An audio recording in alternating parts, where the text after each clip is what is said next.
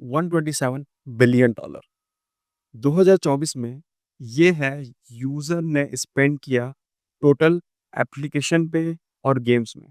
और यहाँ पर मैं कोई फिजिकल प्रोडक्ट की बात नहीं कर रहा हूँ कि एप्लीकेशन के थ्रू और फिजिकल।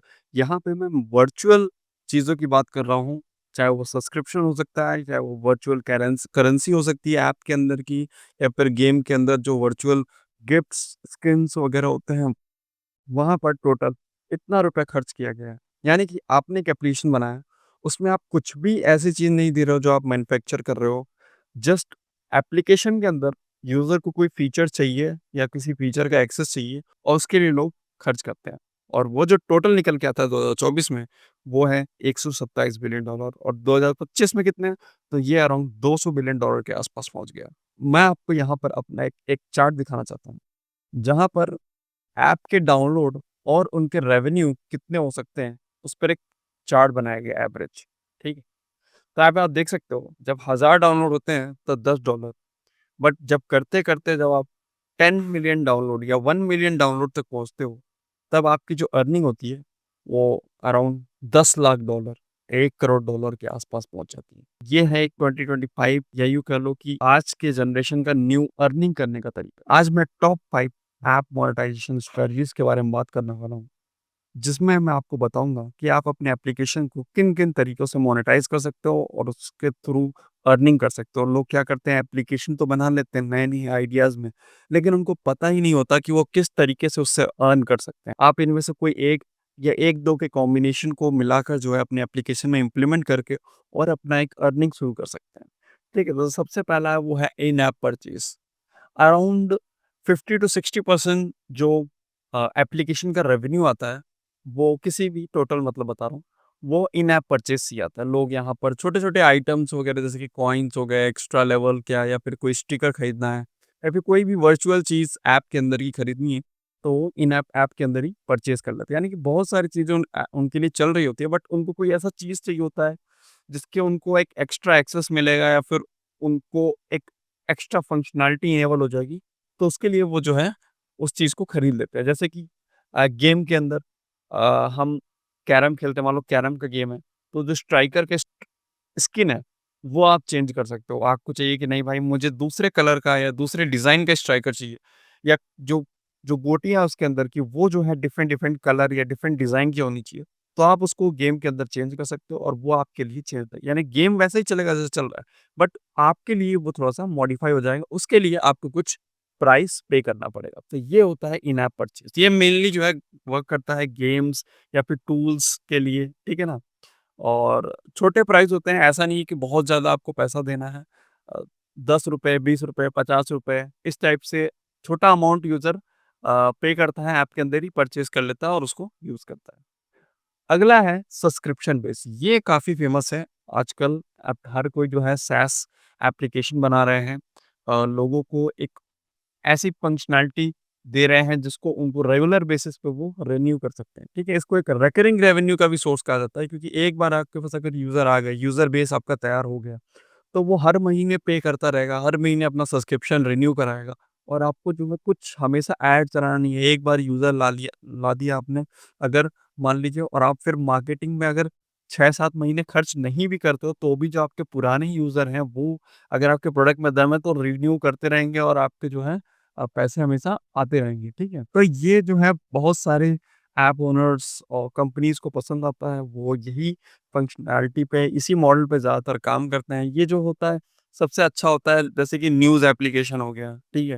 या फिर फ़िटनेस एप्लीकेशन हो गए, टूल्स हो गए, ठीक है? यूटिलिटी टूल्स टाइप एप्लीकेशन हो गए। तो वहाँ पर जो है सब्सक्रिप्शन लोग ले लेते हैं और उसका जो है, क्योंकि डेली बेसिस पे यूज़ करना होता है, मंथली बेस। यहाँ पर आप फ्री ट्रायल भी दे सकते हो यूज़र को स्टार्टिंग में, जिससे उनको बेनिफिट का पता हो जाए कि क्या उनको बेनिफिट मिलेगा आपका सब्सक्रिप्शन लेने के बाद। और जैसे ही 7 दिन का, 10 दिन का उनका फ्री ट्रायल खत्म होता है, आप उनका जो है सब्सक्रिप्शन रिन्यू करोगे। उसके बाद जो तीसरा मॉडल है वो है एड्स। काफ़ी फेमस है, हर कोई इसको यूज़ करता है, अपने एप्लीकेशन में डालता ही है। मैक्सिमम लोग एप्लीकेशन बनाते हैं, ऐड डलवाते हैं उसके अंदर। यहाँ पे आप यूज़र से डायरेक्टली पैसा नहीं ले रहे हो, यहाँ से आप कंपनी से पैसा ले रहे हो जो ऐड रन कर रही है आपके एप्लीकेशन में। यानी कि आपके यहाँ पर जो पैसा कमाने का ज़रिया है वो यूज़र है। जितने ज़्यादा आपके यूज़र होंगे, उतना ज़्यादा आपकी अर्निंग होगी। यहाँ पे जो है आप ऐड शो कर रहे होते हो और पर क्लिक पे और पर व्यू पे जो आपको पैसे मिलते हैं। रिवॉर्डेड ऐड जिसमें वीडियो देखता है यूज़र ऐड वीडियो और उसके बदले में उसको हम कुछ रिवॉर्ड दे देते हैं ऐप के अंदर ही। जैसे कि मोस्टली गेमिंग एप्लीकेशन में होता है कि मान लो अगर आप आउट हो गया है तो अगर उसको फिर से वहीं से खेलना है जहाँ से आउट हुआ है, तो वो रिवॉर्डेड ऐड देख सकता है। और अगर नहीं देखता है तो वो फिर से स्टार्टिंग से शुरुआत करेगा। इस तरीके से लोग जो है रिवॉर्डेड ऐड देखना ज़्यादा पसंद करते हैं और उसका कितना मिलता है मैंने इस वीडियो में दिखाया है। आप यहाँ पे इस पूरा डिटेल में समझाया है रिवॉर्डेड ऐड से कैसे अर्निंग हो सकती है, तो आप इस वीडियो को देख सकते हैं। लेकिन एक बात का ध्यान रखो, ऐप के अंदर बहुत सारे ऐड मत डालो, ठीक है? इससे क्या होता है बहुत ही बल्की हो जाता है और आपके ऐप का फ्लो टूटने लगता है, ठीक है? जिसकी वजह से लोग परेशान हो जाते हैं और फिर आपके ऐप को अनइंस्टॉल मार देंगे। तो कोशिश करो कि कम ऐड डालो बट एक एक एक्सक्लूसिव जगह पे डालो जहाँ पे यूज़र जो है हमेशा आएगा ही आएगा, ठीक है? और वहाँ पे वो ऐड उसको दिखा दो, ठीक है? बहुत सारे टियर 1 कंट्रीज़ में, टियर 2 कंट्रीज़ में लोग ऐड देखना पसंद नहीं करते हैं, वहाँ पे लोग जो है सब्सक्रिप्शन ले लेते हैं बट या फिर पे कर देते हैं बट आप जब टियर 3 सिटी कंट्रीज़ में जाओगे जैसे कि इंडिया हो गया और बाकी के कंट्रीज़ के अगर आप लॉन्च कर रहे हो तो वहाँ पर आप जो है ऐड अपने एप्लीकेशन में डाल सकते हो और वहाँ पे यहाँ पे लोगों को देखने में कोई दिक्कत नहीं आती, ठीक है? आप जो है ऐड मीडिएशन का यूज़ कर सकते हो। ऐड मीडिएशन बेसिकली क्या होता है, आप 2-3 ऐड नेटवर्क से अपने ऐप को कनेक्ट कर दो, ठीक है? अपने जो मीडिएशन है उस कनेक्ट कर दो, तो फिर ये डिसाइड करेगा कि किस ऐड को दिखाने से ज़्यादा रेवेन्यू जनरेट होगा। तो जिस ऐड को दिखाने से जो उस पर्टिकुलर एरिया का ज़्यादा प्राइस पे करेगा, मीडिएशन क्या करता है उस ऐड को पहले दिखाता है, उसी ऐड को दिखाता है, ठीक है? इस तरीके से इवेंचुअली आपकी अर्निंग ज़्यादा होती है। अगर आप एक ही ऐड नेटवर्क का ऐड दिखाओगे तो कम हो चाहे ज़्यादा वही ऐड शो हो रहा होगा। बट आप 2-3 ऐड नेटवर्क के साथ टाई अप कर लोगे, जैसे फेसबुक ऐड लगा दी, फेसबुक ऐड यूज़ कर लिया, गूगल ऐड, यूनिटी ऐड, ऐसे 2-3-4 कितने भी आप एक ही में जोड़ लो और मीडिएशन के थ्रू उसको कनेक्ट करके अपने एप्लीकेशन में शो करो। उससे जो होती है अर्निंग जो है ज़्यादा होती है।